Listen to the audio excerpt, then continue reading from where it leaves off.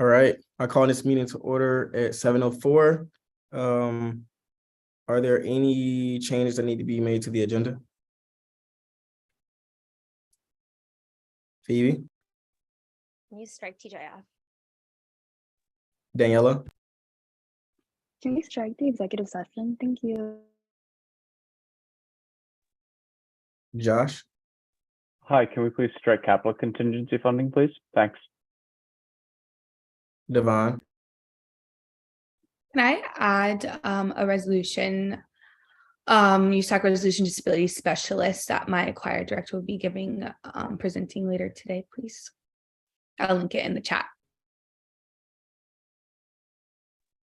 Phoebe, is that a new hand? No, sorry, I'll lower my hand. All right. Are there any more changes? She wanted to strike the executive session on SOU checks and recent concerns about USAC's control of the budget. Yes. All right, can we get a motion to approve? Yeah, move to approve striking the executive session. Can we get a second? I second. Divine. Ellie on the motion is Devon seconds. All in favor, please raise your hand.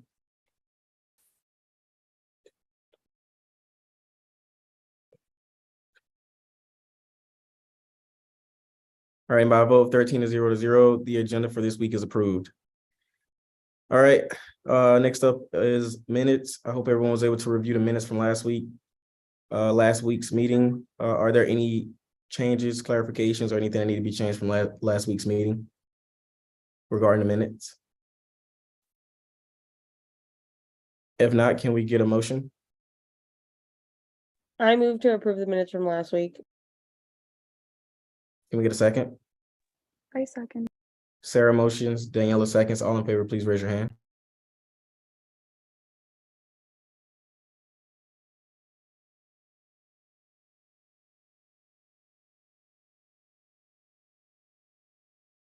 All right, by a vote of 13-0, the motion passes and last week's minutes are approved.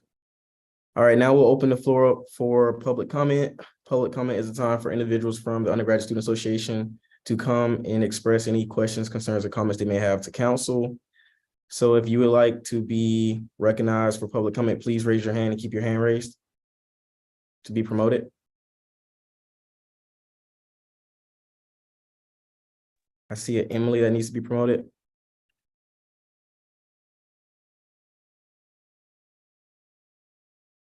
The floor is yours, Emily. Hi, my name is Emily, and I'm a Perk board member and coordinator for a plastics campaign. Clara, who you might know, couldn't be here today.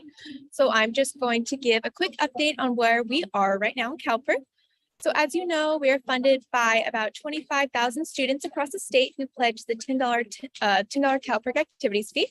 And this funding is what gives us the people power necessary to go up against some powerful special interests and win for the student voice. We're in the middle of our winter pledge drive to have tons of one-on-one conversations and sign up over 1,000 new members at UCLA.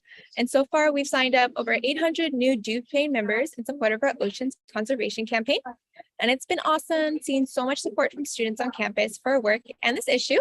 And another really cool update that this past weekend, Clara actually went up to Vancouver in Canada to represent Perk students at an international ocean conservation conference. It's called IMPA-C5. We were able to tell a lot of important people about all the youth support we are seeing through our pledge drives, and we got to speak directly with youth support. And we also got to speak with some important state officials working on California's Marine Protected Areas Network. And overall, because there's not a lot of youth or grassroots work in this space, it's really important for us to be doing this work to uplift youth voices for the oceans right now. And some cool things that are coming up. We're super excited to continue this work after our pledge drive. So specifically, our Beyond Plastics campaign is calling on Amazon to stop using plastic packaging in their shipping. And we're also hosting a Breakup with Plastics Valentine's Day event where we're trying to go to the Amazon facility in Culver City to garner support for that. So that's a little bit about where we are right now. Thank you for giving me the time, and I hope you have a great rest of your meeting. Thank you so much for coming. All right, Is there anyone else that would like to be recognized for public comment? All right, going once, going twice. Okay, I'll be closing public comment at 7:09 p.m. All right, next up, we have funding, contingency programming. Josh? Hi, everybody. Hope you're having a great week so far. This week, we had a total contingency request of $27,396.80. And for this week, we recommend an allocation of $16,486.60 for 25 non-USAC entity-related events and one USAC entity-related event. And I'll go ahead and put that in the chat right now and happy to answer any and all questions on this week's allocation. So does anyone have any questions about this week's allocations? If not, can we get a motion? I move to approve contingency funding for the past week. Can we get a second? I second that motion. Sarah motions, Tyra seconds. All in favor, please raise your hand.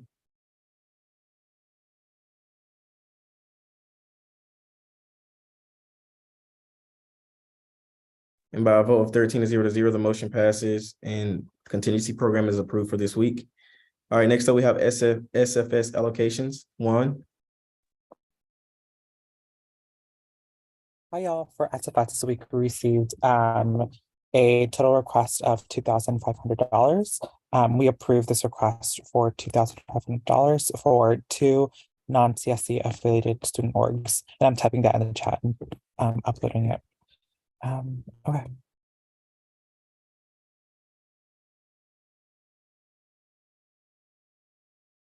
Does anyone have any questions about SFS allocations for this week? If not, it's a consent item and it is approved. Can everyone hear me?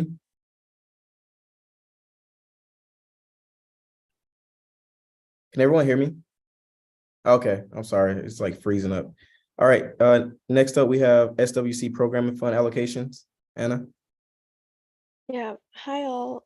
So this week the SBC programming fund allocated $1,431.66 to non-SWC groups, and I will be putting that in the chat.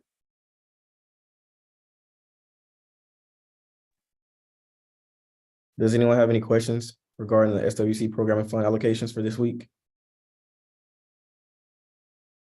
If not, it's a consent item and it is approved. Next up, we have Bruin Advocacy Grant allocations. Devon? Yeah, hi folks. So from last quarter, we kind of ended right after our last council meeting. So that's why it's from last quarter. But last quarter, we allocated $2,262 towards non-USAC entities. And then this quarter, so far in the first round, we are allocating $3,722 towards.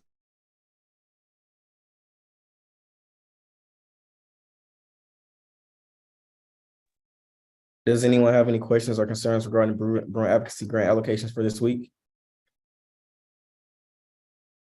If not, it's a consent item and it is approved. Next up, we have ASRF allocations. Daniela? Hi folks, so this week for ASRF, we allocated $2,703.75 across 4 non-USAC entities. And I will also follow up with TGMF. So for this week, we allocated $1,455 from TGMF across 3 non-USAC entities. And I'll put that all in the chat as well. Thank you.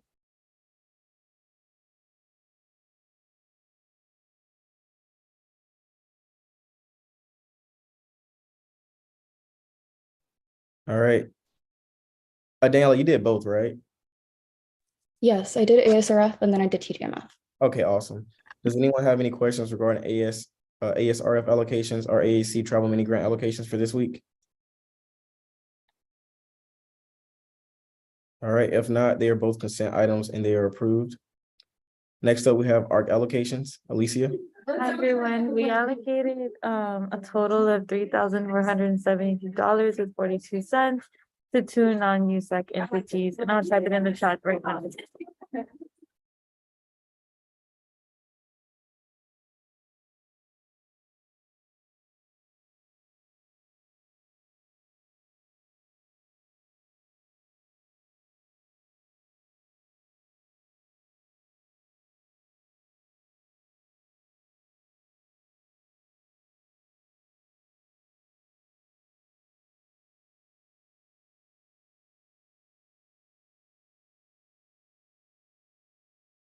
Can y'all hear me? Have I been muted the whole time?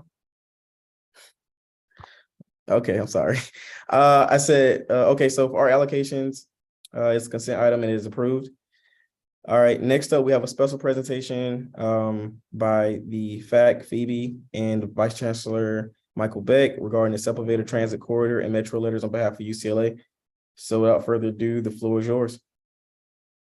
Thank you so much. Thank you again, Vice Chancellor Beck, for coming to the meeting today and for all of you for providing time for this conversation. We already spoke to Vice Chancellor Beck last Monday about specifically the Sepulveda Transit Corridor project.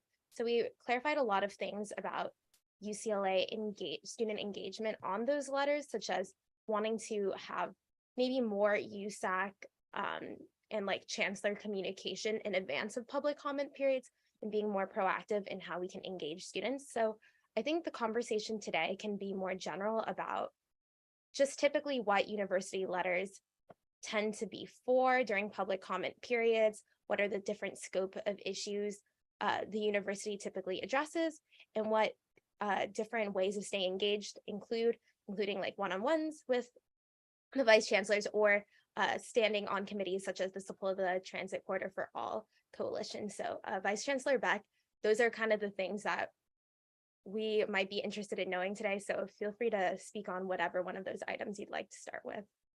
Great, thank you, Phoebe. And Carl, thank you for having me today, and appreciated the meeting that we had last week with a smaller group and opportunity to discuss the interests of the students and also be able to share where the university is and where some of the project is. So with regard to the comment letters and the current process that Metro is under, it's important to note that we're currently in both a scoping period as well as the Metro is under an environmental impact review and a study of the alternatives from an environmental impact perspective, as well as to understand the feasibility of the different projects. And so the university's comments have been focused on providing feedback associated with the 6 alternatives and what aspects of each of the individual alternatives are not consistent with the university objectives, and sort of clarify the 2 main points that the university has been advocating for is that there must be a station on the UCLA campus, and the Sepulveda Transit Corridor line must connect seamlessly to the Purple Line station in Westwood to make sure that we can solve the last mile issue with the Purple Line, as well as make sure that there's appropriate continuity.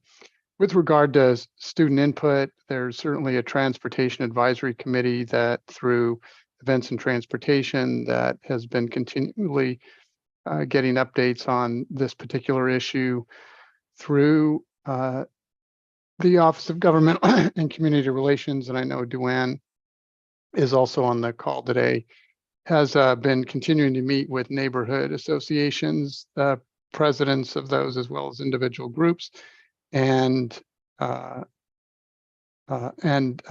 coalition associated with the transit corridor project. So certainly open to continuing to have a more direct dialogue with students. We've been able to do that in the past. I look forward to future discussions, and I'm also happy to answer any questions that the folks have with regard to the project or the university's position or advocacy.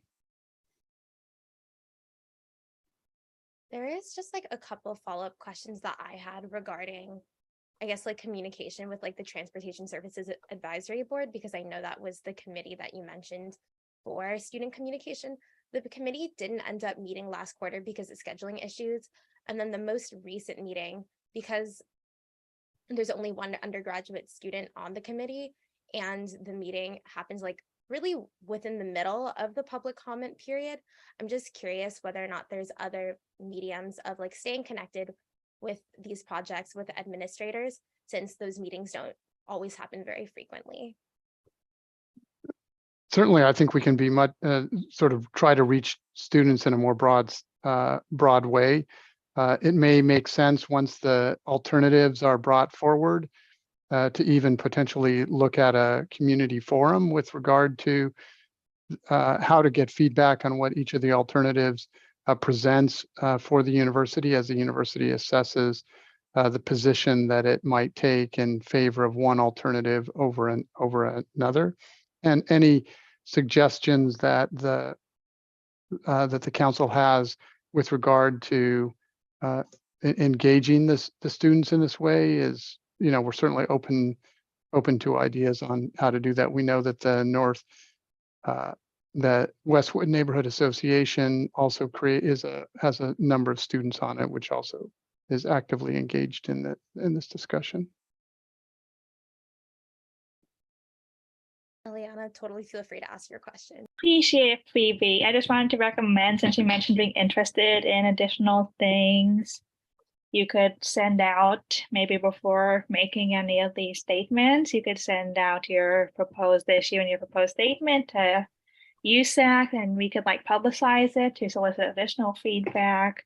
And maybe also you could probably also search for student organizations that work on similar issues. There's 1,400 student organizations, as you know very well. So there's probably always some of them that are working on any issue you're going to comment on. So it might make sense to contact them as well. Or just general stakeholders. There's a lot of student groups, let's say the mother organizations, for instance, that would have something at stake in most of these issues. So it might be helpful to contact them as well. Yeah, no, I think that's helpful. The one thing we do have to be cognizant of is oftentimes we don't have a lot of time to actually put the position together, but figuring out a way to seek additional information. And I think that we found when we had a discussion last week is that the university's position is not sort of inconsistent with the objectives of the students. And so it's important to make sure that we clearly understand those objectives. So when we don't have time to fully reach out and share the full positions, that we're comfortable understanding what the concerns that the students have. Thank you. Appreciate it. And also be fair, presuming, I don't know what the timeline is, but maybe we could just send stuff over and give people 24-hour deadline or 48-hour deadline for feedback. I could be wrong, but I feel like it could probably would be able to give us that much time and still have enough time to get your stuff in. Yep. Thank you. Thanks, Eliana. One of the students actually that was listening in on the call that learned about the transportation committee just now was curious whether or not you would have any knowledge about whether or not there's a possibility of adding more students to the seat. I know that in the past that committee has only had one undergraduate and one graduate student, but some students want to perhaps get more involved, and knowing that that is the big medium of getting our voice heard, whether or not there's a possibility of expanding those sorts of committees. Yeah, that's a good question, and I will certainly raise it with the department. And I can follow up with you, Phoebe.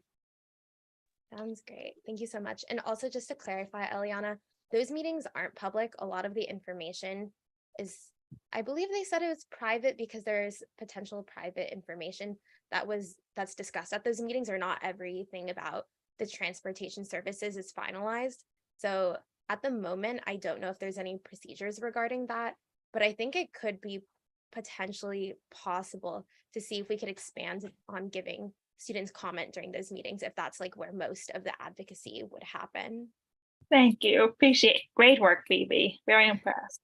Thank you. And then I think there's two last questions that I received from other folks.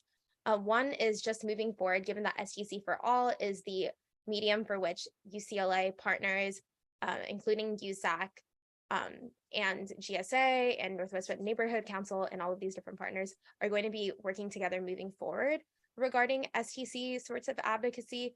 Is there any idea of what those meetings are going to look like in the future? I know that for this year, I'm not sure if very many council members know that we are an official organization within the STC for All coalition. And I'm curious how we can build that kind of awareness and partnership moving forward for that kind of coalition and all other types of coalitions that UCLA might make for other issues. Roy, I'm not sure if we can bring Duane into the conversation. I think she would be in a better position to answer that specific question.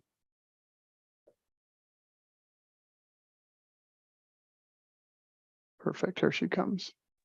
Hi, everyone. Thanks, Michael. Phoebe, great question. I think for the most part, we have a STC for All working group, which is primarily comprised of the initial neighborhood councils that worked with UCLA to establish the coalition, and we meet probably every other month or so. So, Northwestwood Neighborhood Council has a membership on that working group, but we could definitely think about ways in which we can engage you. I think we realize you all are so busy, but we are happy to find ways in which to engage students. I know we've got a couple of interns who are working on the coalition who are actively looking at clubs and different student groups to engage on this. So happy to talk to you offline about ways in which we can engage the students. You, Duane. Sarah. Hi, my name is Sarah. I'm the Financial Supports Commissioner in USAC. First, I wanted to say thank you so much for, I guess, listening to some of our concerns and coming to the meeting. I really appreciate it. And then the second thing I wanted to say was sort of what I would hope for in the future is just, and not necessarily solely on this issue, just in general, just more of a stronger relationship between administration and USAC, because I think, at least in my experience as a council member this year, a lot of it is us coming forward and talking with administration members on our initiatives, which very important. Don't want to stop that. Just I think if we had more of a reciprocal relationship, maybe, I don't know how that would work within the chancellor's and vice chancellor's schedule, because you guys are obviously very busy. But setting a time either once a quarter or once a year for an update, I think, and either coming to a USAC meeting or setting a separate time where council members could attend, I think that would be very important. Just because I think we would then be able to advocate for students more strongly and sort of see where you guys are standing as well. And then I had one question, if this is okay. I don't know if you could answer this, but sort of when I was doing my research on this issue and talking with a lot of students, I saw a lot of the benefits for the line straight to campus, the metro alternative. Could you expand on some of the benefits of a monorail alternative, specifically how, or what you think how that would help students as well? Yeah, another great question. With regard to the regular sort of meetings with administration, so we're working with Evan and Phoebe and others to have a regular monthly meeting with a small subset of the council, and that's intended to talk about broader issues beyond just the STC, but hopefully that'll help create a better bridge. With regard to the alternatives, there's a number of things that we look to. One is we don't know what alternative is going to come forward, and we don't know what the costs or the full travel times associated with any of the alternatives are. There's certainly been data that's been presented by the companies that are working on the primarily either the 3 subway alternatives or 3 monorail alternatives. But with regard to the monorail, it may be that it's less expensive to build and may be able to be built more quickly. And it may be the politically preferred alternative for the Metro Board and LA County. And so we can't, at the moment, anticipate which solution is going to be selected by Metro. And so with our current engagement, it's not to pick the best alternative at this moment for the university, to provide feedback. And so our feedback has been focused with regard to the monorail is which aspects of the monorail designs that we're not comfortable with and don't meet our primary objectives, with the expectation that the firm working on those alternatives is continuing to evolve those designs to try to mitigate our concerns or resolve them directly. So Sarah, I'm not sure if that answers your question directly, but gives you a little bit of background. Yes, for sure. Thank you so much.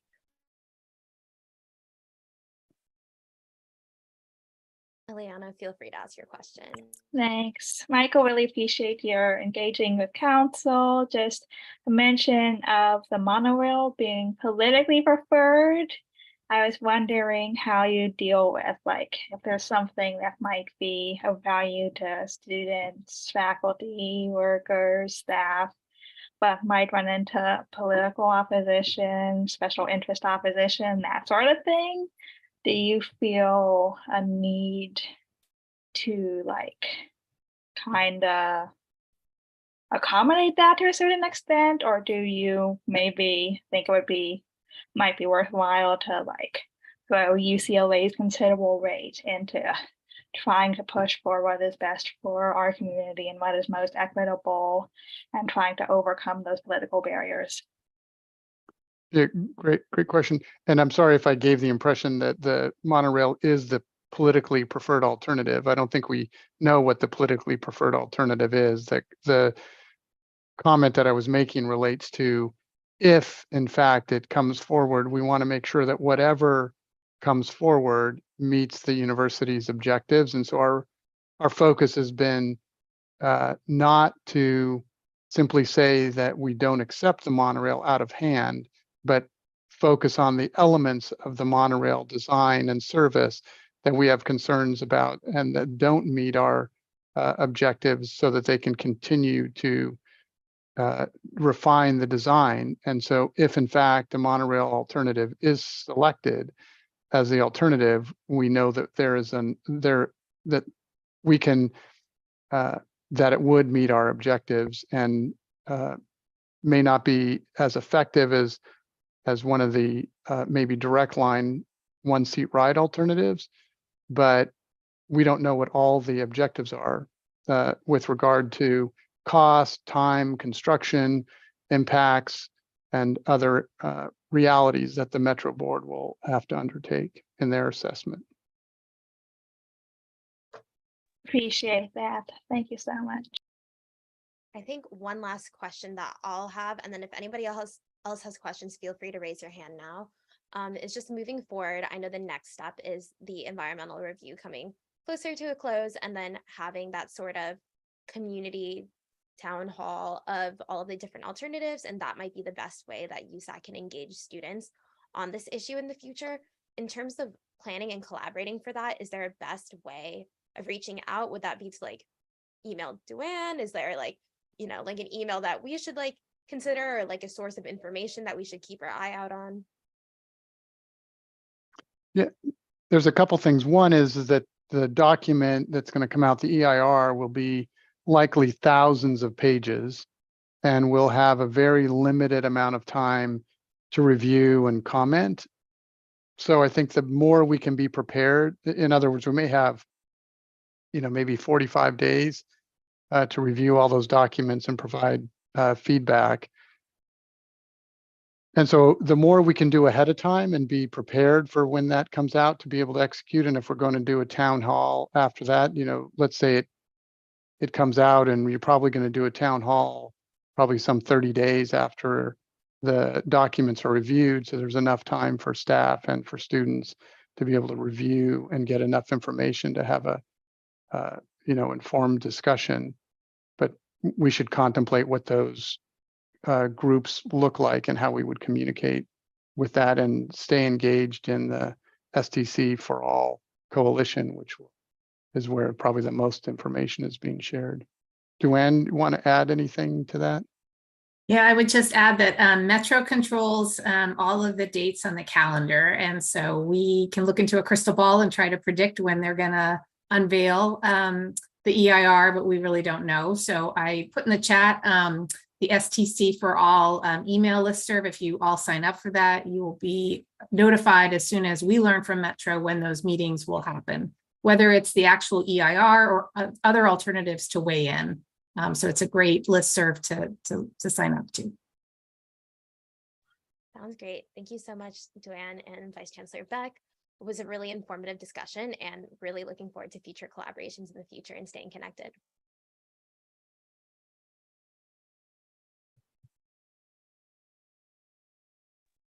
All right, thank you so much for coming and for the presentation. Next up, we have history of the mother organizations. So let's see, got Ryan here. Can we promote Ryan?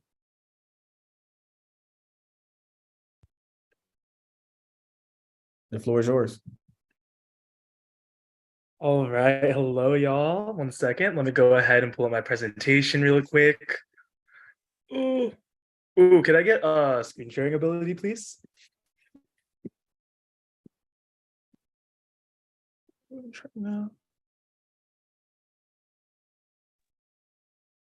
All right, for sure. So, oopsies, I think there's a little too much. So hello y'all. The name of my presentation today is No History, No Self. The roots of retention and access at UCLA.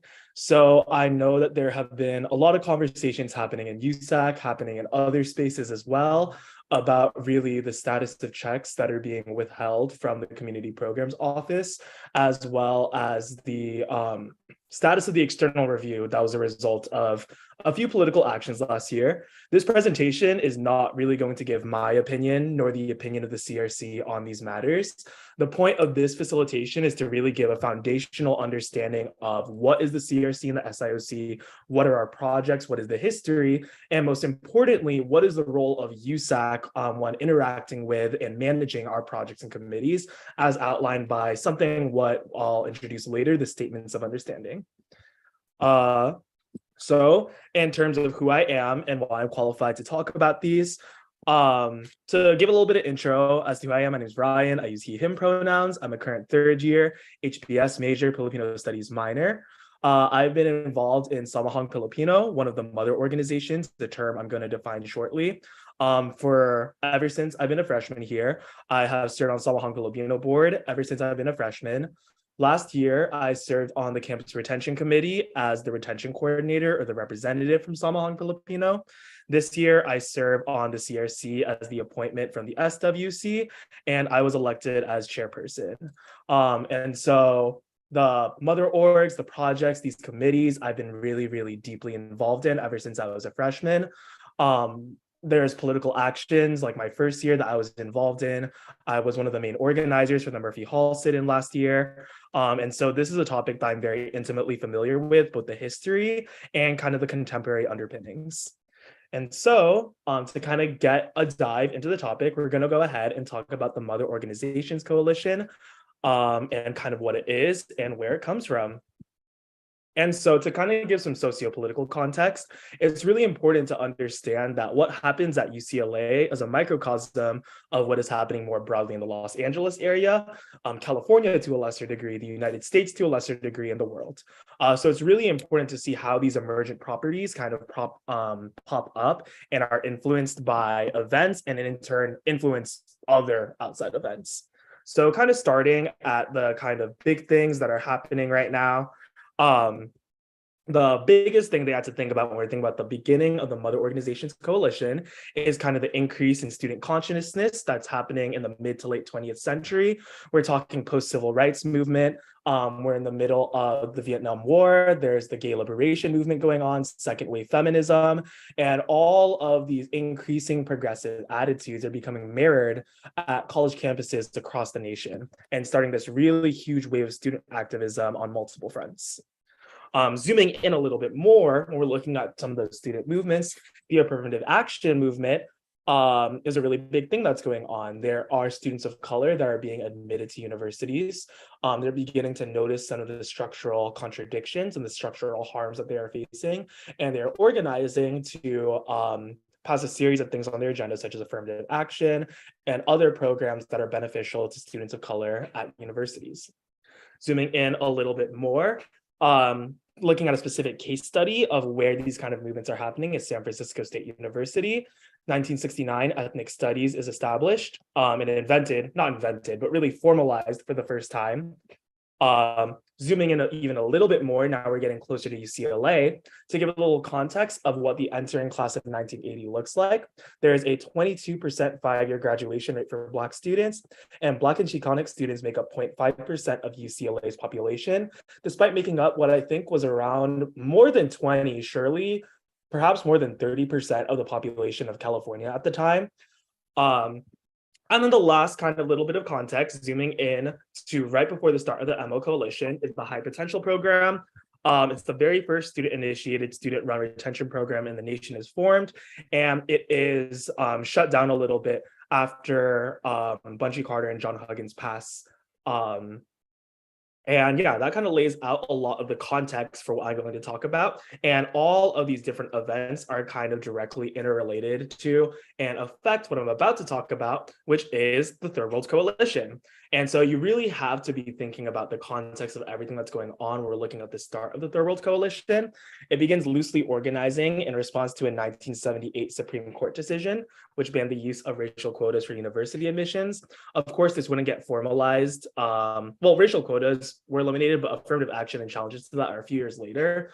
A little foreshadowing, but they ran as a USAC slate, and they ran on platforms concerning topics such as ethnic studies, affirmative action, and the anti-apartheid movement.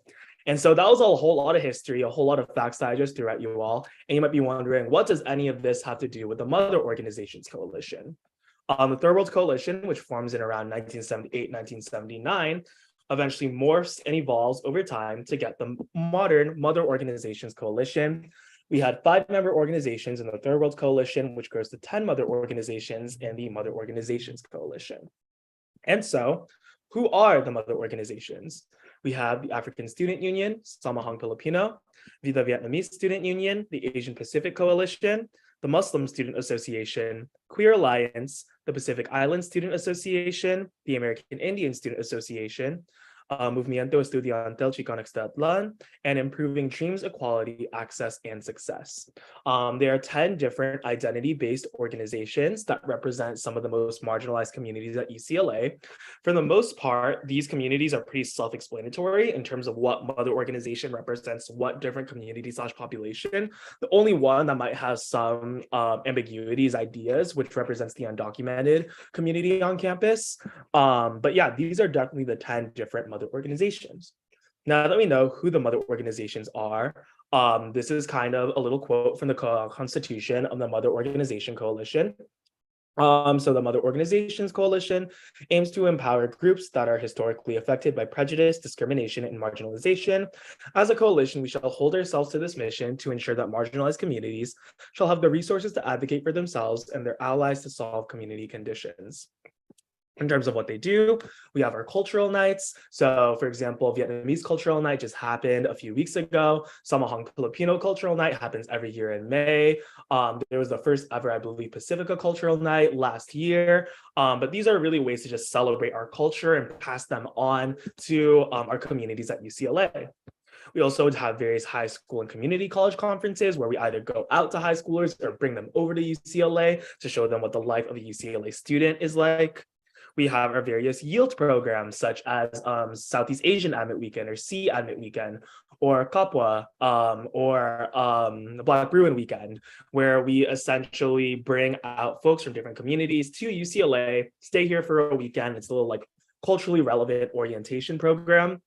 Ethnic studies, many of our mother organizations maintain close ties to our ethnic studies departments, and in many ways were foundational to founding these ethnic studies departments. Cultural grad ceremonies such as Afro grad, Raza grad, P grad, and then access and retention. And so what is access and retention? Because this is going to be pretty much the focus of our facilitation for the rest of this time. Access refers to the coalition's access/outreach programs that aim to ensure that underserved communities are provided with the resources and opportunities needed to access higher education. While retention, our projects work with marginalized undergrad students by supplying resources that support students in their journey to graduation. The retention projects strive for 100% retention rates for each of our communities. And so these are really good, great, broad platitudes, but what do they look like concretely? We're going to go ahead and talking about the creation of the CRC and the SIOC. So those are some acronyms, but I'm going to go ahead and briefly define them right now. So we're going to give a timeline of the founding of the CRC, or the Campus Retention Committee. So for context, I left off the end of the last kind of timeline on the high potential program. It's okay, these acronyms kind of get lost. I think it's better to just understand the general flow of the story rather than understanding various acronyms and dates and timelines, just to kind of get an idea of how these committees and projects were formed. So in 1971, AAP is created using the funds and the curricula of HPP and another program at the time, EOP, I believe. I forgot the name of the acronym. At the time, when you read scholarly literature about AAP, it was notably under-resourced, understaffed. I believe, like, reading in a dissertation once that like the student to counselor ratio in AAP in around the 1970s was around 400 students to one counselor, which is an absurd ratio. For context, for our projects, we strive for a ratio of like 60 students to one counselor. So it was very under-resourced, underfunded, and it really wasn't getting the attention and support that it needed and deserved. Another event happens a few years later. We have these papers that are called the Mariposa Papers. They show how the university is neglecting Latinx and Chicanic students at UCLA, as demonstrated by low retention and graduation rates, which begins a wave of new student activism. Campbell Hall has always been an incredibly historical and important hall building, probably the most important building to students of color at UCLA. And when administration wanted to move AAP out of Campbell Hall, it sparked a major protest. So kind of the story I'm trying to craft with these three is that in the 1970s, there was a lot of institutional mistrust and anger on behalf of students of color who felt that they were not being properly supported by the university. That culminates in 1986, when essentially USAC officers who are running with the slate, the Third World Coalition, withhold the referendum fees from AAP. They basically prevent the checks that were being formerly sent to AAP, funded through referenda fees, and they held it. They held it for 3 years, and that formed the seed money for what we will call the Campus Retention Committee, or the CRC. It was formed in 1988 due to a wave of student activism, and it seeks to serve communities that have historically been damaged by low retention and graduation rates. There's a lot of acronyms. That's probably the highest barrier to entry for understanding a lot of these spaces, so I'm not going to define them all. But essentially, what you can see is each project is sponsored by a mother organization, and each project is devoted to serving the community that the mother organization is supposed to represent. So for example, speaking for my community, SPEAR, which stands for Samahang Filipino Education and Retention, is sponsored by Samahang Filipino, and its curriculum is designed with serving Filipinx American students at UCLA. In terms of what these services look like, every single project has culturally relevant peer counseling. We train with both ourselves, the committees, we train with alumni stakeholders, campus partners, academic campus partners, and we essentially train our counselors to be able to both provide kind of academic support with things such as like four-year plans, post-grad help, planning classes, deadlines, as well as more holistic, emotional, culturally informed support. Some of our programs also offer mentorship programs. We do a lot of programming, slideshows, collaborations with campus partners and nonprofits, all designed to bolster the retention rates of marginalized students at UCLA. When we look at who serves on the CRC, I have highlighted for y'all in pink the representatives from USAC. So that is me. I'm a representative from the Student Wellness Commission. We have Ashley Cao, who is a representative from the AAC, and Abril Olalde, who is a representative from the FSC. So the committee, the makeup of the committee is made up of 3 representatives of USAC. Then we have representatives from the projects, which we call retention coordinators, a representative from our sister committee, the SIOC, and an administrative representative who right now is Chris Capololo. This is a little outdated because a SOL liaison, it should more accurately say campus life liaison, and so our student affairs liaison. And then you can see here on the circle, we have Chanel. Oh my God, I didn't put her last name, but the reason why she's outside is because Inspire is a new project this year. As per our statement of understanding, projects in their first year, in their infancy, do not have voting rights until their second year of existence. So she is serving on as an ex officio capacity. So this is kind of the CRC. Next up, we have the Student Initiated Outreach Committee. To give some historical context for this, there are two main things that led to its creation. Prop 209, which basically bans affirmative action in 1996, and Standing Policy 1, which was actually passed 1 year before Prop 209, which effectively banned affirmative action in the UC system. In response to this, there's a law of student activism called the Days of Defiance, and to a very similar mechanism to the CRC, we formed the Student Initiated Outreach Committee. This committee seeks to serve communities that have historically been damaged by low matriculation rates to higher education. Like before, these projects are sponsored by a mother organization, which represents a community. And in effect, they basically look like our retention projects in terms of the services they provide, except they go out to neighboring high schools and community colleges, and those are the service recipients. So they go out to local high schools, community colleges, offer peer advising, peer tutoring, workshops, different mentorship programs, in an effort to guide them to higher education. And so I just gave y'all a lot of historical context between what is the SIOC, what is the CRC, and what our projects are. Next up, and then this is kind of a power map of the SIOC. Again, I have outlined in pink who represents USAC. From the Office of the President, we have Persia DeVue, and from the AAC, Peter Fernandez. In terms of the impact and what we are, unfortunately, I had to kind of put this together last second, and so I wasn't able to get numbers from the SIOC side. On the CRC side, last year, despite having some of the worst delays we have had in our existence as a committee, we still employed 50 plus staff members, full-time and part-time student workers. We served over 2,000 students, and we had over 8,000 sessions with all of our students. And this is our year on what I would consider a quote unquote slower year, since we weren't able to start services until much later in the year. But the impact that our projects have had on our communities is undeniable. And we have been the cornerstone of our communities since the 1900s, since the late 1900s. So I kind of gave y'all a brief overview of what our projects are, what these committees are, and kind of the impact of what we've been able to serve. But where does USAC fit into this picture? That really goes into the Statement of Understanding. And so central to our functioning is a document. It's like a quasi-contract, which we call the Statement of Understanding. And it governs the relationship between our committees, the university, and USAC. Those are the three main stakeholders that are delineated in the Statements of Understanding. They allow for a great degree of student autonomy that mandates administrative support and oversight from the university through a model of kind of co-governance. The SOU has to be understood through the spirit of the text, and it really can't be you can't really take it at face value. You have to interpret it. You have to look at how it operates in conversations with past committee memorandums, with USAC bylaws, with official university policies, and see how that informs historical precedent to kind of interpret how the SOU should be enforced. And so I have decided to basically copy and paste a bunch of quotes where are most relevant to USAC. And so first of all, on USAC's representation in the committees, as aforementioned, the actual text of the SOU says that the commissioners, the AAC, FSC, and SWC should sit on the CRC.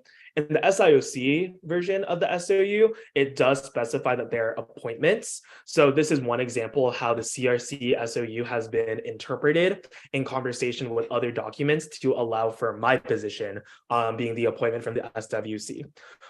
So I've just kind of laid these out to basically say that this is why we have USAC's involvement in these committees with these specific commissioners, because the SOU says so. Second, on the authority of the committees, I've highlighted some lines. I'm just going to read from the top paragraph just because it's pretty identical in the bottom paragraph. USAC shall, upon approval of this Statement of Understanding, delegate responsibility for and authority over all FSIO, which refers to the referenda fees that the SIOC oversees, monies to the SIOC. And so basically all this is saying is that, like, typically this would be money that USAC allocates to another committee, but the SOU basically says that USAC relinquishes the ability to control these fees and gives it to the SIOC and to the CRC. That is why it's the SIOC and the CRC that does our annual budget proposals. We do our annual allocation letters and all of these other things instead of these individual commissioners, or instead of USAC as a whole, or instead of another funding body. Another line that I've highlighted is neither the vice chancellor nor the chosen designee shall act with response to such oversight, referring to this line, without first consulting and in continued consultation with the SIOC. What this is essentially saying is we have kind of this triangle of power: USAC, the SIOC/CRC, and student affairs, represented by the vice chancellor, student affairs, or their designee. And essentially, for the most part, the CRC and the SIOC have full authority over these fees and allocating them, and in kind of monitoring them. And really, student affairs and the vice chancellor are there to ensure that we are in line with university policy, ensure that we're not breaking anything, to keep us accountable. That's kind of what the relationship is like. And USAC has historically, and kind of through the lens of the SOU, has had more of a relationship through the appointments, rather than a more direct relationship, though that has changed in recent years.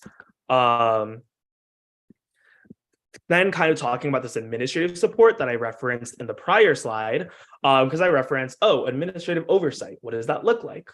So we're going to bring in a little bit of history again. This administrative support first came in the form of the CPO. It was initially a loosely regulated program housed underneath SOL, though it was called CSP at the time. From 2002 to 2005, there was a push from students to formally departmentalize the CPO. And that kind of really formalized the CPO as the administrative designee over the CRC and the SIOC. In modern years, student activism over the past 10 years has greatly changed the landscape of relationships between the CPO and the projects. Relationships continue to evolve and change in the present based on the needs of students and the advocacy of communities. All of this to say is there's just been a lot that's happened in the past 10 years. I can go into that at another time because that's not in this facilitation right now, and that's not the purpose of this facilitation. But student activism has greatly changed how we view this relationship and how we feel that this relationship should be in the future. So that's just something to keep in mind, that this relationship is something that has changed, is continuing to change, and will change in the future based on the advocacy and needs of students. And then I kind of just have two more slides that are talking about, these are the only times when USAC is mentioned in the SOU, other than talking about giving authority to the CRC and the SIOC over fees. There are basically two scenarios where USAC is to be involved. The first has to do with conflict resolution. And so again, I'm only going to read the top paragraph since the bottom paragraph is pretty much the same. But the CRC will attend to the petition, and if the matter is not satisfactorily resolved, the matter can be brought to USAC. USAC, in consultation with the CRC, will resolve the petition, and USAC may overturn a CRC decision by a 3/4 vote of the voting USAC membership. So this is one of the scenarios where USAC, instead of delegating authority to the appointments, can intervene directly if there are students or groups who have concerns regarding the services provided by our projects. And it lays out a kind of mechanism as to how those conflicts should be resolved. The second instance, when USAC as a council will be directly involved, as opposed to going through the committees, is on large-scale structural change. And so I'll just read the whole line here. Any change in the structure of the SIOC, which will significantly alter the function of this committee, may be recommended by the SIOC or any member thereof, and submitted to USAC and the Vice Chancellor of Student Affairs for their review and approval. And so I kind of outlined the two main cases where USAC as a council would get directly involved as per the SOU, is conflicts that are brought up by students or interest groups, or major structural changes that would significantly alter the function of these committees. And so that's pretty much it, all that I have for y'all. I do have one last slide that is kind of how can I support the SIOC and the CRC, and then I'll open up time for any questions that folks may have. So in terms of communication, for regular updates, if you all are just interested in regular committee functionings and the events of our projects, I would highly recommend having each commissioner talk to their USAC appointment. For more important and structural issues that kind of have to go with long-term planning, please reach out to CRC and SIOC leadership.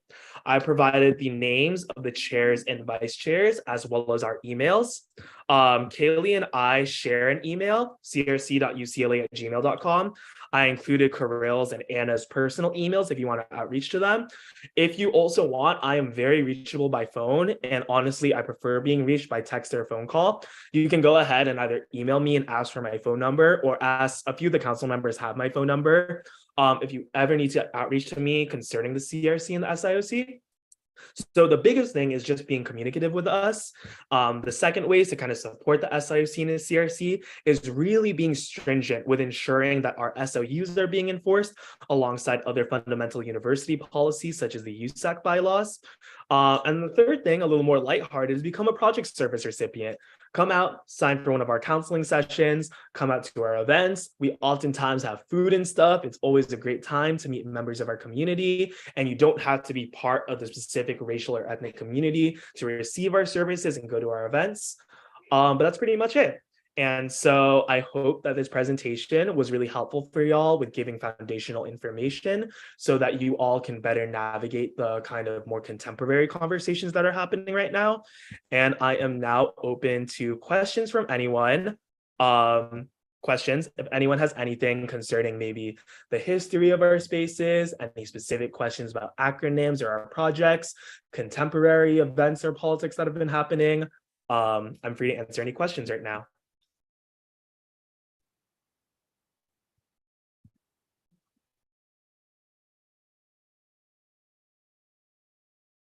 If there are no questions, though, again, feel free to reach out to me by phone number or email, and I will go ahead and hand it off to Carl. Thank you all so much for listening, and thank you all so much for everyone in the chat for your kind words. Awesome. Thank you so much for coming, Ryan. Very, very informational. Okay. Moving forward, we'll go into appointments. We have the Student Activity Center Board of Directors. This is a consent item. Does anyone have any questions, concerns, or comments regarding this appointment?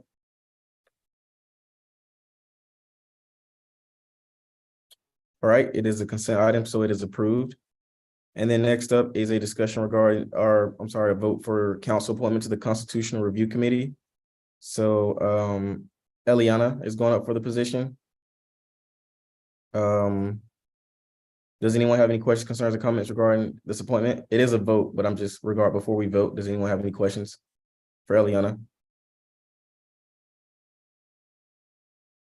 All right. If not, can we get a motion?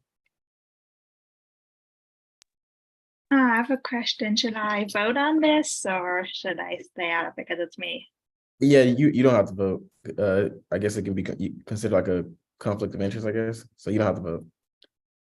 I move to approve Eliana as an appointment to the Constitutional Review Committee.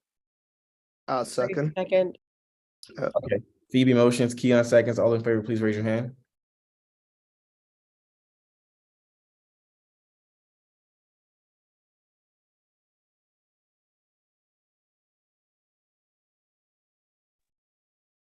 All right, everyone lower their hand.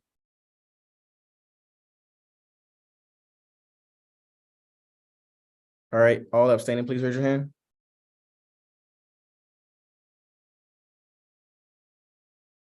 All right, all against, please raise your hand. All right, we only had 10 votes. But okay, by a vote of 10 to 0, the motion passes, and Eliana is now a part of the Constitutional Review Committee. Really appreciate it. Thank you, everybody. Right. Much love. Y'all are awesome. Awesome. All right, now getting into officer reports. So for this week, some of my directors, okay, so we had a meeting with Narcan Task Force regarding developing packaging and curriculum for fentanyl prevention. Also met with the Hellenic, I don't know how to say that word. You know what I mean, the sororities. Regarding date drug testing, preventive measures, like testing strips, and then also talked about holding perpetrators accountable via student conduct committee and also law enforcement. My chief of staff met with the academic senate to start working on the new majors that we discussed. So we did a survey last year when I was a gen rep, and students expressed interest in a pure business major. and also like a fashion minor. So we spoke with them regarding that. We're meeting with housing tomorrow to address concerns with housing and long food lines. My director of University Relations, me met with Lisa for a meeting regarding commuter parking pass price reductions and free ride shares. We met with Career Center, so met with Karina Salazar to discuss creating more appointments, and emailed her also for career fair collaboration. And yeah, also sent out the email regarding a committee I'm putting together for the current CPO issue with USAC withholding $2.7 million. That's why this was a great presentation that Ryan was able to come and do. So I'm still getting some responses from individuals that will be a part of this council. If anyone has any recommendations on people, I know Eliana has reached out about a person she wants to be on the committee. If anyone has anyone they want, then they should hit me up. Probably going to hit up Ryan and see if he wants to be a part of it as well, since he knows like a lot about this.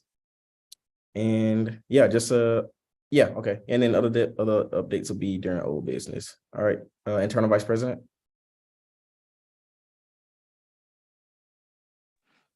Hi, everyone. Sorry if I cut out. I think my internet is not the best.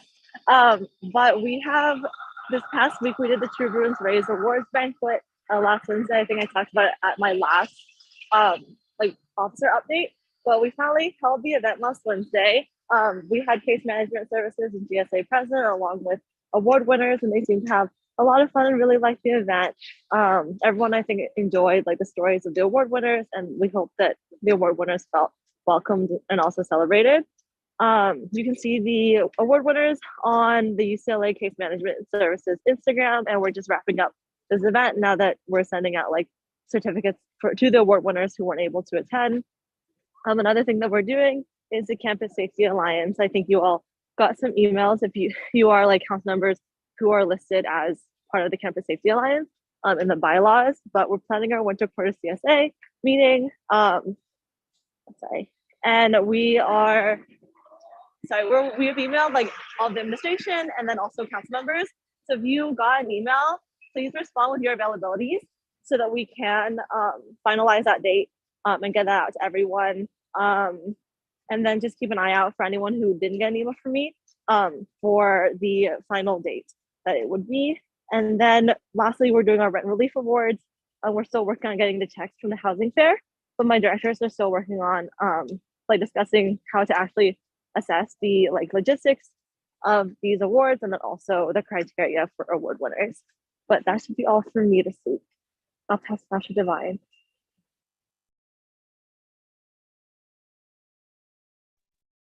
Hi, folks. Can you hear me? I was muted for a second. Okay. So for this week, we had bag hearings. They're done for the first half. They were approved earlier. A campus partnership director met with Native Bruins for one of our platforms, which is Roots and Branches, and we'll continue to reach out to and meet with Native Bruins for that platform as well as other org-based groups. Bruins Vote is still going strong. Director Carmen met with Grow Votes and is continuing doing advocacy and voter registration pushes. The Westwood LA Tenants Union is back up and running.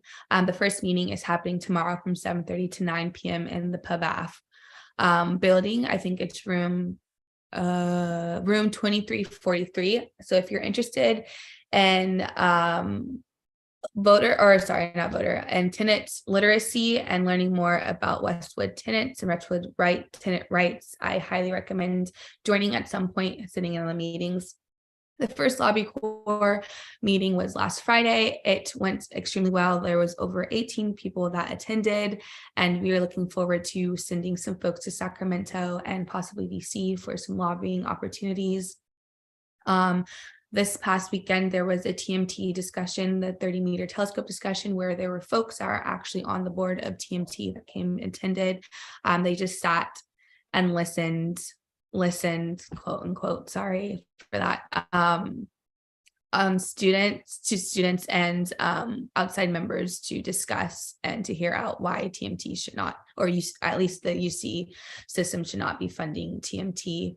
So that was a really great turnout. And then yesterday, there was an all staff meeting, and I was for my office, and I was able to give a presentation on what is USAC and the entity of USAC, just in light of the upcoming elections that are happening, and hopefully persuading some of my people in my office to run for something.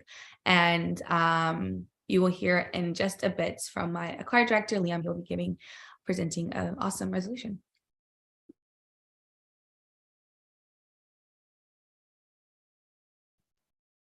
Awesome. Generate one. Hey everyone, hope you're all having a good midterm season. So last week I met with Vice Chancellor Gordon to discuss different things my office is doing, ways administration could help, and he was being very helpful. So I think we're gonna be able to work with administration a little better. I finally onboarded and interviewed the rest of the candidates for my office. We finally got a team, so that's now done, and we're gonna hold our first all-staff meeting tomorrow. So I'm excited for that. A lot of them have a lot of good ideas. I met with Lyft and their people there to figure out how we can make a more sustainable Lyft program so that students can be able to ride for free around campus at night. And we had that 5-day period where we had the lifts where any student could ride for $7. And that went very successful. The Instagram post got shared everywhere. Everyone was able to see it. It was in such high demand that I added an extra 50 codes because so many people were using it.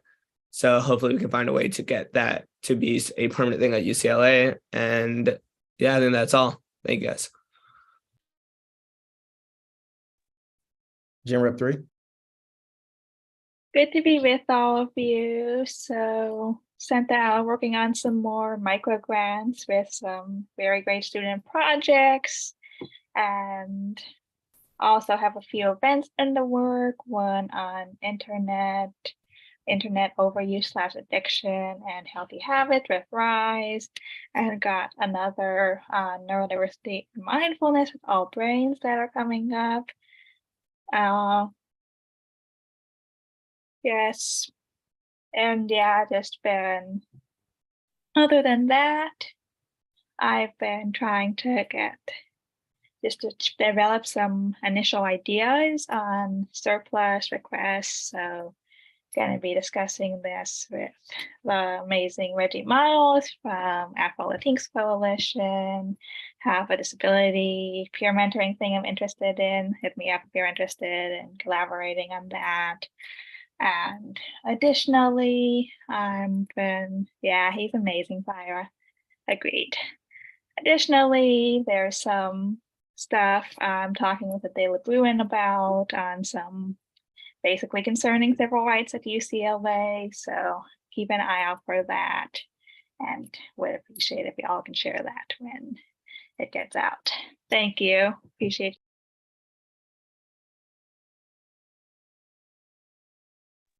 Campus Events Commissioner.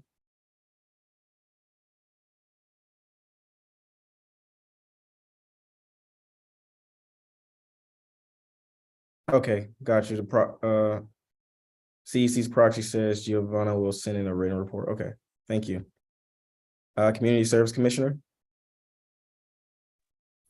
Hi, everyone. For the Community Service Commission this week, we're continuing planning and prepping for a town hall that we're hosting on week 9 on basic needs.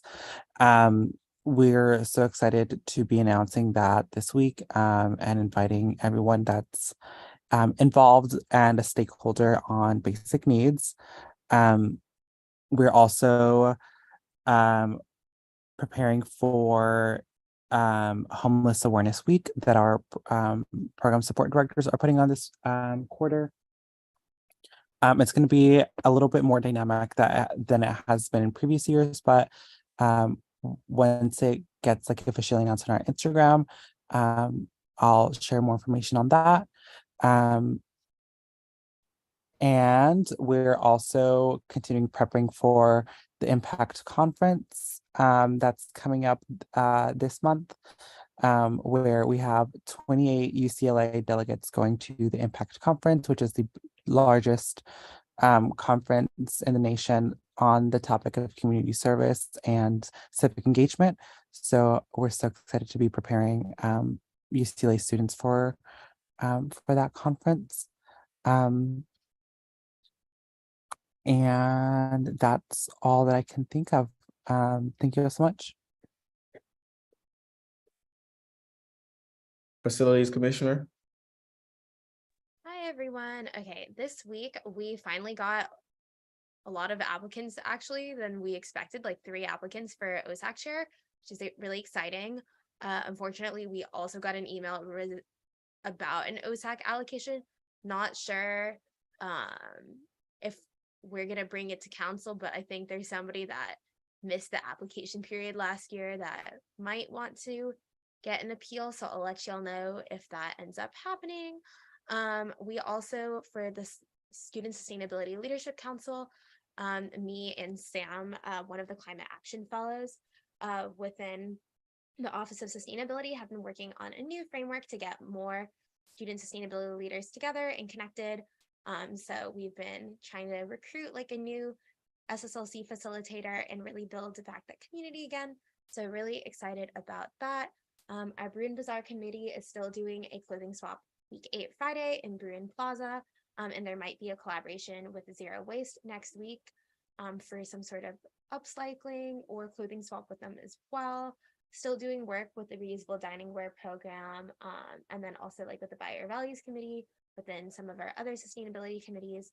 And then our Building Our Space Committee has been working on scheduling a meeting with Vice Chancellor of Facilities Management, Kelly Schmader. We're going to talk a little bit about gender neutral restroom advocacy, and potentially a space activation on the 2nd floor of YRL. There's like a little outdoor space there that could be used for a study space potentially. And then also working with the MetaMap team. I think they just started identifying restrooms that we could potentially audit.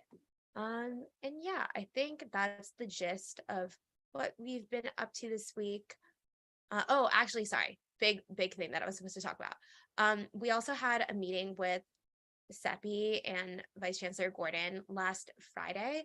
And we're thinking of potentially like talking to the UCLA Transportation and CAE to see if there's more demand for the Bruin Access Van, to see whether or not we might be able to expand services and whether or not surplus could be involved with that. I think we're supposed to schedule a meeting with them like ASAP. So not really sure if surplus can be used for that, but just wanted to see how we could support.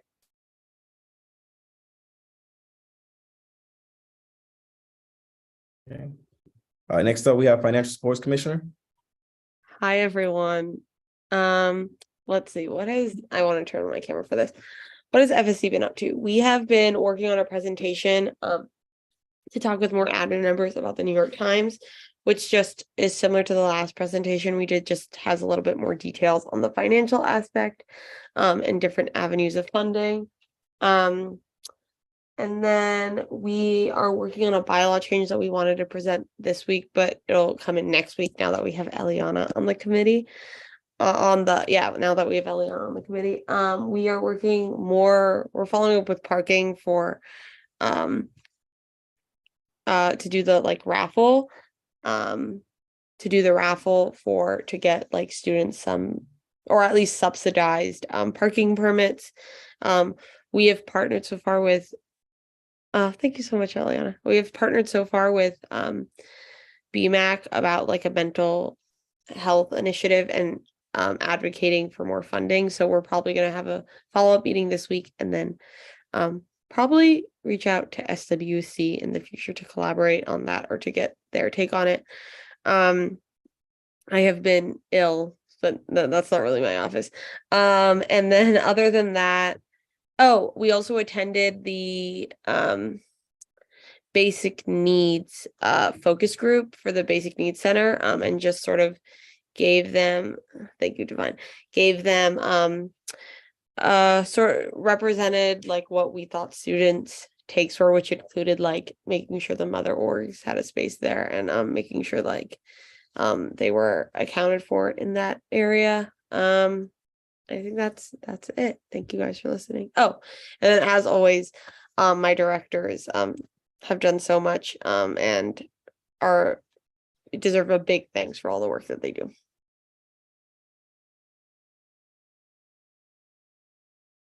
All right, next up, we have transfer student representative.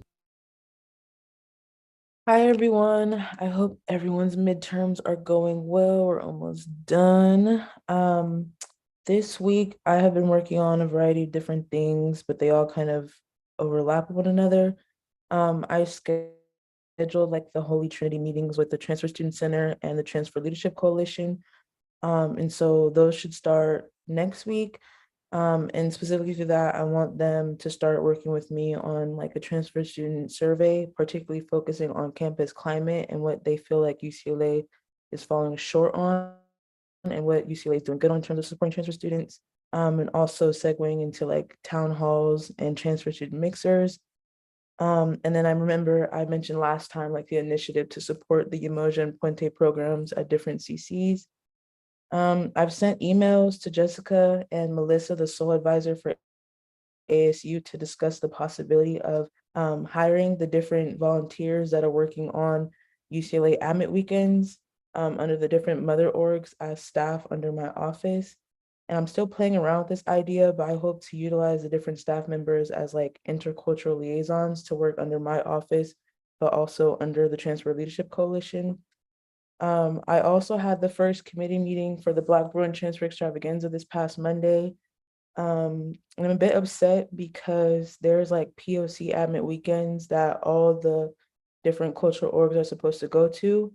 And ASU was, I feel like, deliberately left out of the communication. And so a lot of the deadlines that we had to meet have passed already, and we never received any communication from these admit weekend folks who work at UCLA. So that's kind of like a roadblock, but we're gonna get through it. I have a meeting with Mecha for the Black and Brown Day this Friday. But as I'm kind of getting more acquainted with my role and acquainted with the different transfer orgs on campus, I think that I want to change the Black and Brown Transfer Day to like a more multicultural and culturally unified, like racially empowering day for all of the different orgs. So I'm gonna go to the Filipino Transfer Student Partnership GBM this Friday at 6. They're already gonna work with ASU to advocate for overnight accommodations for the different admit weekends, but I wanna ask if they also want to collaborate with Mecha ASU for the multicultural transfer day. Ileana sent out her staff form so I could use it as like a template for mine. So thank you for that, Ileana, I really appreciate it. So I'm working to send out my TSR applications by the end of this week. She also offered 2 of her staff members, so that was greatly appreciated. The Transfer Student Center sent me a list of the active transfer orgs on campus, so I plan to coordinate and meet with the different presidents, but also the presidents of the different mother orgs. And then I believe Divine and Phoebe reached out for potential collabs, so we'll keep you guys updated on that as well. And that's all from me. Thank you. All right, next up, we have international student representative. Hi, everyone. Good evening. I hope you all are doing well in midterm season. So for this week, firstly, I met my advisor and he got me connected to a lot of people, a lot of important people this week. So that includes Dr. Chet Ali, who's like heading the ASH Center. And then Mr. Idris from Res Life, he's director Res Life. And then from the transport department, I had someone and an Abigail who designs like the first year experience, and all of these people, I've set up meetings with them through this coming week. And they're basically just being like, they're gonna like look over all the content that we have compiled together so far and kind of take their inputs. And then aside from that, we're looking for like people who can code our website. We're trying to get someone to do it externally or find someone on campus who can do it. Let's look at that. But this week, the Iswell committee is hosting a Bruin like healing space on February 9th in the Luval basement for everyone who wants to talk about the Syrian and Turkey earthquake that just happened. And I urge everyone to definitely be there and speak and just heal together. And then on a lighter note, DashU and ASUCLA are hosting a Super Bowl watch party on February 12th, which is going to be super nice. So everyone should definitely go there. And then Phoebe's office reached out to me today for something really a nice collaboration about like transport. So I think let's see how that goes. But that's it for my office this week. Thank you. Thank you. All right, next up we have admin reps, Orlando. Hello, everyone. I hope you're all doing well. I'm reviewing my notes here and I don't have any updates for you all. I hope you all are doing well in midterms and hanging in there. All right, thanks. Thank you, Orlando. I know Jessica isn't here. Roy, are you speaking in place of Jessica tonight? So I don't know what you would have spoken about, but with this moment, let me just thank anybody who's come in to SGA or to one of our other offices, bringing forward as we're trying to just surface whatever issues are out there. Like I had said in the last meeting, please bring them forward so that we can, get on things that may have been missed in this past. So I know there's a few things in dangle from last year. Those are important to bring forward. But again, bring them on. That's it.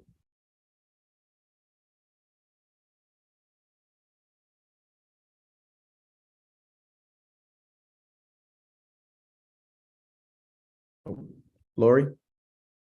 I do actually have something from Jessica that she texted Orlando and I. I just figured I'd throw it out now since it's a discussion about surplus tonight. She said if you guys want to vote, you just have to move it to an action item on the agenda. So you have to motion it, go through the thing, and it has to pass by 2/3 yes. So that's from Jessica. And then in Student Affairs Recland, we are also getting ready for the Advent weekends.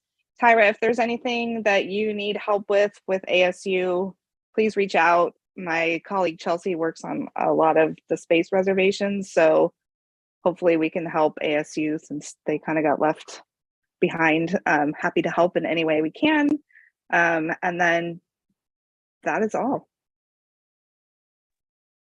Lori, just to clarify, you're talking about the 150,000 that's restricted per the bylaws? Correct. Okay.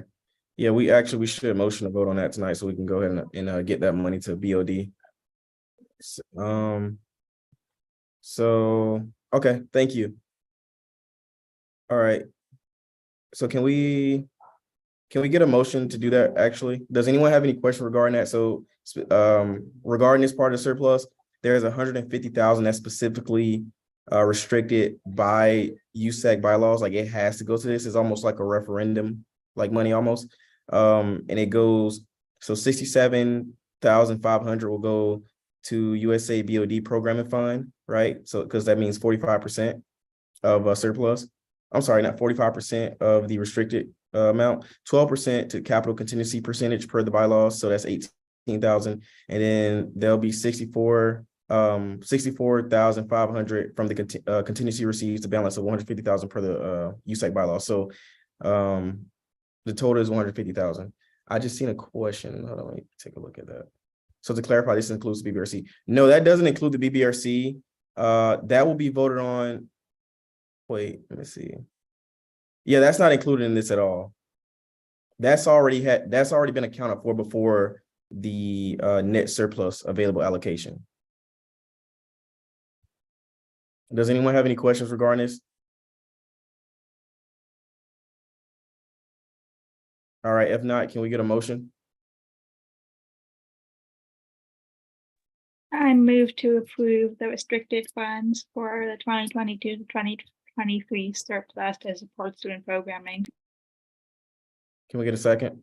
Wait, I'm sorry. We got a motion to put it on the agenda to vote on, and then we'll motion to vote on it. My bad.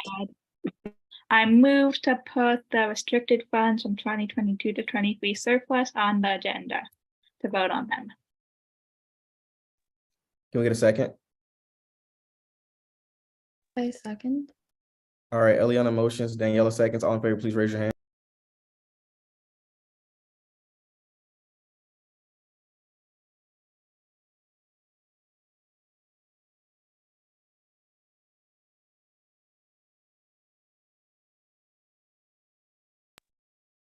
All right, everyone lower their hands. All right, all abstaining, please raise your hand. All against, please raise your hand.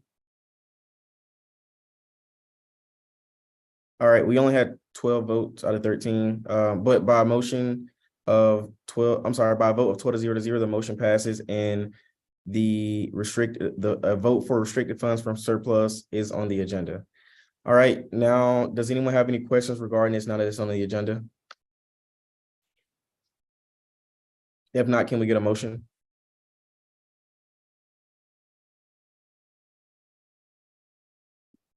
I move to approve the restricted funds from 2022 to 23 surplus to support student programming. I second. Eliana motion, Sarah seconds. All in favor, please raise your hand.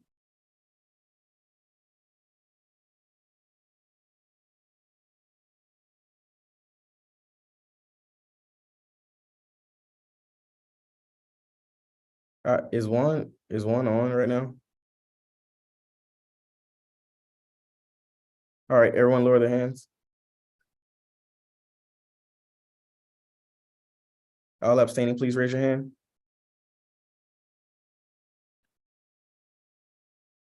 All against, please raise your hand.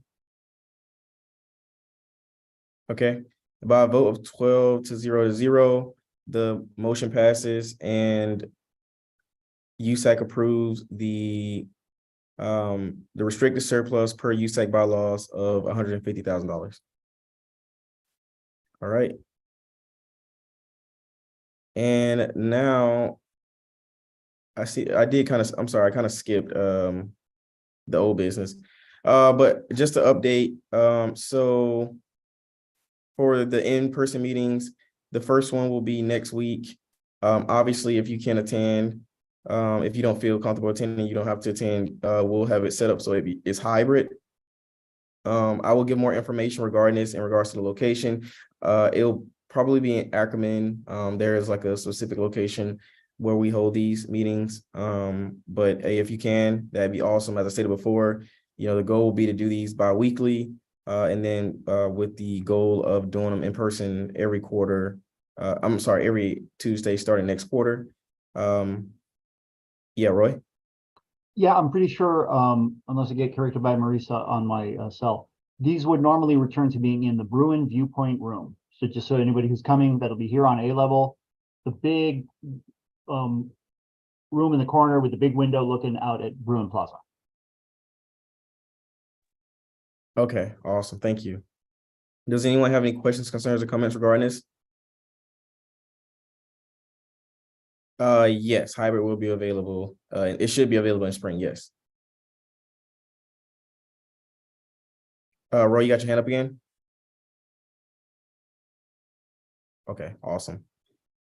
All right, next up, we have a conversation to understand council's surplus priorities. This was brought up by Phoebe, so you have the floor. Hi, this was just to see if people would want to like collaborate and talk about like different surplus priorities. I know that I brought up in the Slack group the other couple days ago, I guess a week ago, about whether or not other people wanted to get funding for their directors. Oh, Tara's putting on her video. I guess I will put on my video. Just wanted to see like if other people had like different like priorities or projects that they wanted to collaborate on. No worries if like you didn't want to like discuss your project here. I know that people are still like coming up with ideas. Eliana? Hi, first of all, Phoebe, appreciate you're raising that and support it. And we'll have want to get some funding from my directors. Also just want to mention trying to develop a proposal for disability peer mentoring, which I want to fund. I'll be talking with Afro Latinx Coalition about like a project of theirs that we could theirs in my office that we could fund. And yeah, thank you, Phoebe. Appreciate it. We can work together, and everyone else is welcome to work on this. Appreciate it. You're the best. And then also I was talking with Compass. Did I say that right? Thank you, which is a group like supporting farm workers at UCLA, and they might also be submitting a surplus proposal, which I would then pass on to USAC. So very excited to work with a lot of awesome groups on this. And of course, we always have to make sure to fund our staff. Daniela? Hello. I do just want to start off by saying that I wholeheartedly support that as well. Phoebe and Oyana and everybody else that has raised it in the chat. I think that's really important. We don't want the labor of students to go unpaid. I did just kind of want to preface a few other things that is going to be coming forward from my office within the next couple of weeks.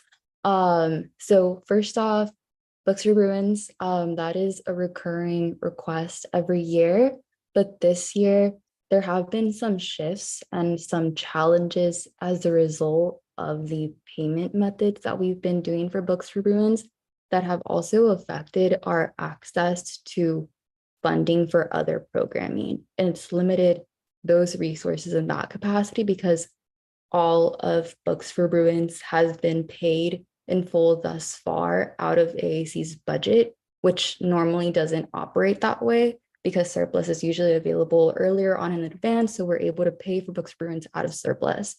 And so because of that, and I'll go into it more when the opportunity arises, we will probably also be making requests for surplus to fund other programming needs of AAC that have been lacking due to our budget having to be pretty much fully allocated to Books for Bruins for programming this academic year. Sarah? To speak on what my office plans to do, and I can give more of the financial information in a bit or like at a future time. But one, obviously funding staff or paying our staff. And then two, believe it or not, that New York Times subscription would be a perfect way to spend some of surplus. So I think I would just use that as a negotiation tactic with admin, that if USAC was willing to fund some of that, then admin would be willing to fund the rest of it.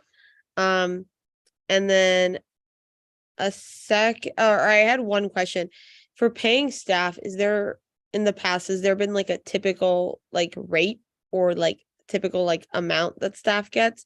I know that when I talked to Jessica, it was like 400 for the quarter, but I was just wondering about that. Yeah, and I see your hand raised out. Was that to answer her question or did you have something else?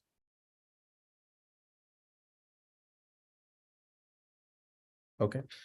Sarah, so basically, yeah, typically, I mean, obviously there's USAC offices that have their own budget, so they pay their directors or whatever their chief of staff, stuff like that, which is different from what we do here at council for the offices that don't get a lot of money. So typically it's like an agreed upon like amount from different council members. We just figure out like how much each office is trying to pay. Or I'm sorry, we figure out how many offices are trying and like how many people they're trying to pay in their office. And then we kind of figure it out from there. Yeah. So Oh, okay. For just like to speak on the bylaws and then like the stipend question. I know that last year the TGIF Student Support Fund did like $500 for like the whole school year. So that was like the way of like funding sustainability labor, but that's different, I guess, like than like formal stipends, but that's how like a lot of FAC people were able to get their stipends last year, but that fund doesn't exist this year anymore. So that's like might be like a potentially the number, but from what I know of the stipend guidelines and the bylaws, I think they're really ambitious in the amount of money that they give people. Like it's more than any of our offices would be able to like fund like through our budgets. And I'm not sure like that it would be feasible to use surplus, but I'm not sure. Well, I mean, it's gonna be impossible. I mean, the stipend guidelines are for when you hire people, and it'd be impossible for SGA to take on that many hiring individuals from what we got last year, because last year we tried to, I think we had maybe like 200 people and we were just reading the bylaws like, oh, we can hire these individuals and get them that, but it like be impossible because it's like I don't know. I mean, Roy, you could probably speak more to that. So we did honorariums, which is like a one-time payment, which is something we could do, we could look into. But Roy, do you want to speak to that or did you have something new? Because I don't want to skip Anna. Yeah, no, I was meant to speak to this issue somewhat. So I mean, I appreciate Sarah and Phoebe. I think you guys brought up that there is some guidelines that, as you're saying, maybe are ambitious, but they are kind of a upper limit. So, relationships of stipends and or, pay relationships are defined by that. So we should remember that. I think for sure, I encourage us to define a standard to make sure that it's sort of fair across the whole system. I mean, I don't think it should be, and I think that's the guidance you've been putting out, Carl, also is let's try to get some sort of standard. I think we need to make sure it's fair across the system. Again, thank you for also pointing out that stipends won't be a feasible way to do it. I think we can look into the honorarium and see if there's another, I'll talk with Linda to see if there's another mechanism that can be, get things into people's hands that will be expeditious. But thank you for pointing out that stipends won't be the way we can do it, but we'll try to find some way to lend support to all this. So thank you. Anna? Hello. Okay, this is kind of going back a little bit to talking about things that we want to bring up, but something that I just want to make people aware of is the basic needs funding and increasing that so we're able to give larger grants to students in need. And honestly, I would love if other offices would like to collaborate with that. So please do let me know because it is for all undergraduates. And then something else is going to be an STI mobile clinic testing because we currently, ASH doesn't provide that for students, and it is a really great opportunity to use this funding for something that we can provide for student health and wellness. All right, thanks all. Let me know if you'd like to help with any of these on Slack. I do see some Zoom messages, and I love to see that. Yes, Fernando. Hi, everyone. I just wanted to encourage everyone to reach out to Jessica or me to discuss surplus proposals. Usually we try to meet with all the proposals because it only makes your proposal stronger. And what I found last year was after we had allocated surplus, those conversations that weren't had before surplus ended up happening much later in the year. And I think if those conversations happen sooner rather than later, then it gives your proposals or your projects more time running rather than having to wait for those meetings after getting allocated. And it feels a lot more frustrating than and we just want your projects to run. So we've heard a lot of proposals throughout our time here. So if you have any ideas as to how to or opinions as to how to carry out your proposals, we are here too. But for the most part, we're here to just hear you out and make sure that they're as successful as possible. And for now, I'll probably just post my Calendly on the USAC Slack. And if Jessica can join us or you prefer to reach out to her, that's also fine. Thank you, Fernando. I'll put more information out regarding the logistical part of surplus discussions. I mean, obviously it's a lot about talking behind the scenes and stuff like that, a lot of collaboration, but also in regards to the way the proposal will actually be, it'll be like a PDF document. So if let's say you wanted to, fund staff, right? You say, all right, hey, I'm asking for this much. We'll have a conversation in regards to just making it equitable across the board in regards to how much we pay directors. But we'll say, I for example, right, let's say we agreed upon a certain amount, right? So I say, hey, I want this amount, right? And I have this many directors and each director will receive this much. This is the work that they've done throughout the year.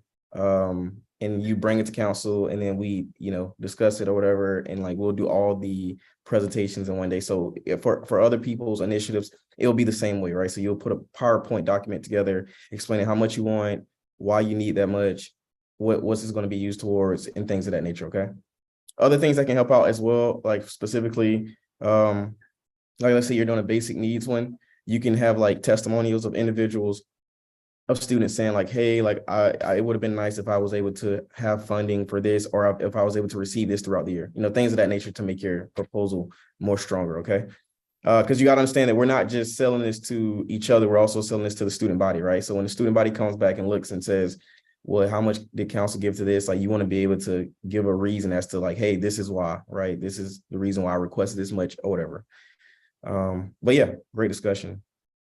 All right, next up, we'll be doing, next up is USAC Resolution Disability Specialist. Devon, you have the floor. Yeah, do you mind promoting the choir director, Liam, please? Yes, I think Milan is on it. Hello. Sick. Okay, Liam, whenever you are ready, I think everyone has access to the resolution. If not, I can link it again. But should I share the screen? I would prefer not to share the screen. I have too many tabs open. Okay, well, I can anyways. I can anyways. Just give me a second. Let me open up a new window.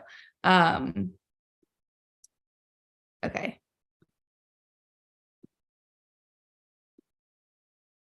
Okay, awesome. Whenever you're ready, Liam. Okay, cool. Thank you. Hi, everyone. I'm Liam. I am the UCLA coordinator for the University of California Student Association Acquire campaign.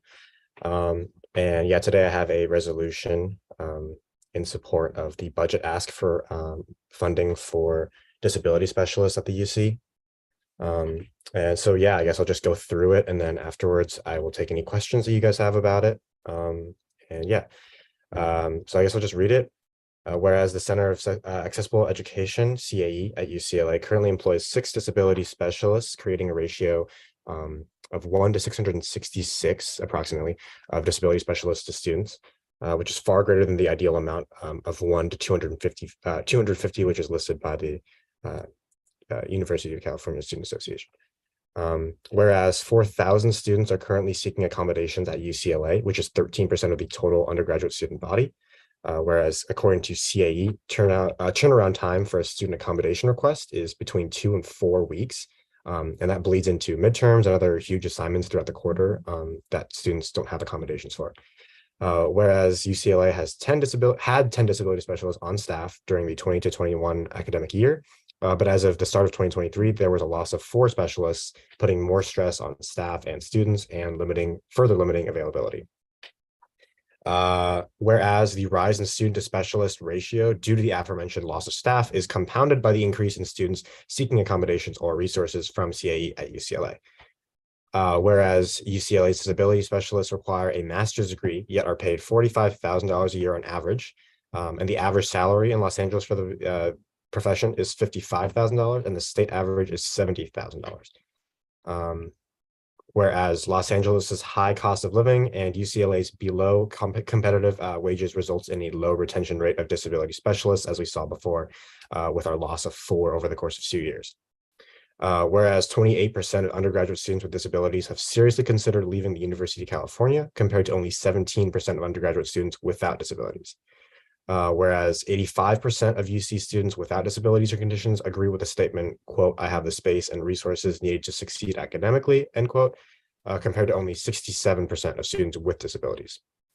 Whereas obtaining sufficient medical documentation for disability is an additional significant barrier in accessing disability services, which is too frequently a costly, lengthy, invasive, and burdensome process.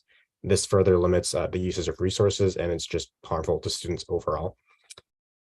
Whereas the health, well-being, and academic performance of students with disabilities are compromised by this lack of disability specialists and their help. Whereas the university's refusal to acknowledge student demands and provide timely accommodations for disabled students is an ongoing and well-documented violation of students' civil and educational rights. Therefore, let it be resolved, the UCLA Undergraduate Student Association Council supports the University of California Students Association's budget request of $18,900,000 in permanent ongoing funding and $240,000 in increased funding each year for that, at least the next 4 years, dispersed across all campuses of the UC system. Therefore, let it be resolved, The UCLA USAC supports the use of such funds to hire the necessary number of DSP specialists at competitive wages all across the UC. Therefore, let it be resolved, the Undergraduate Student Association demands the university begin committing funds before the need arises. DSP should begin the hiring and lengthy training process based on predictions of population growth beforehand. Therefore, let it be finally resolved, USAC supports the use of additional funds to provide further services that benefit students with disabilities, such as 1, mobility accommodations for students who need them. This would address a long history of grievances against the lack of aid on UCLA's notoriously hilly campus. 2, increased emphasis on remote learning accommodations. 3, the employment of a CAE public relations staffer, which is informally requested by CAE staff. 4, CAE involvement with housing accommodations. And finally, 5, anti-ableism and neurodiversity awareness training for faculty and staff. And so that's the end of the resolution. If you guys have any questions about where I got any of these statistics, about any of the goals of this resolution, I'd love to answer them. But yeah.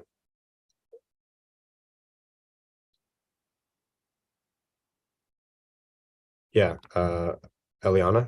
It's amazing. Just wondering if there's any recommendations for council members who want to be involved in following up after we pass this.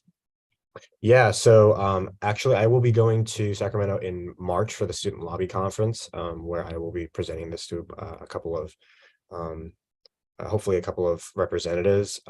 And yeah, I guess I'll keep Divine obviously updated with the whole process, and she can probably come back to you guys with the results of this budget request, assuming it gets passed today and UCSA gets to use this resolution and UCLA's support in the ask. So yeah. Perfect. Thank you. Yeah, no problem. If there are no more questions, I guess that's it from me. Thank you for your time. Yeah. Awesome. Thank you so much for coming to council. All right. Does anyone have any questions, concerns, or comments regarding this resolution? I think you did a great job of explaining it. All right. If not, can we get a motion to approve? Or can we get a motion? I move to approve the resolution. I'll second that. All right, Sarah motions, Keon seconds. All in favor, please raise your hand.